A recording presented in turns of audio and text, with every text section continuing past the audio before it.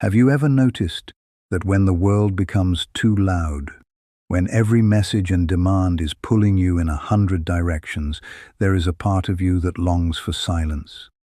Not the silence of absence, but the silence of presence, the kind of silence where you finally hear your own voice again. Solitude is not loneliness.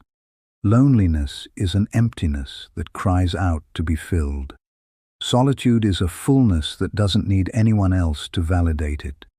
In solitude, you are no longer consumed by performance, no longer chained to expectation.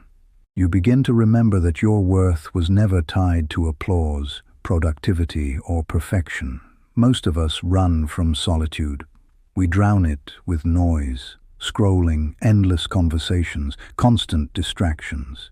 We are terrified of being left with ourselves, because deep down we fear what might surface: regret, grief, anger, longing. But here is the secret. Those feelings already live in you. They are already shaping you. To avoid them is to let them control you in the shadows.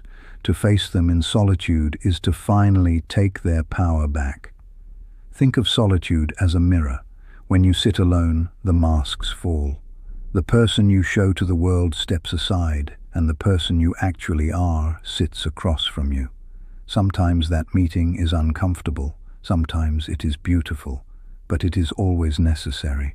Without it, we live borrowed lives, repeating scripts handed to us by culture, family, or fear. Solitude is also a fire. It burns away illusions. In its heat, you discover which desires are truly yours and which were planted in you by others. You may realize that half the battles you fight every day are not yours at all. They belong to someone else's expectations, someone else's dream. Solitude gives you the clarity to lay them down. And solitude is a garden. When the noise fades, the soil of your mind becomes fertile again.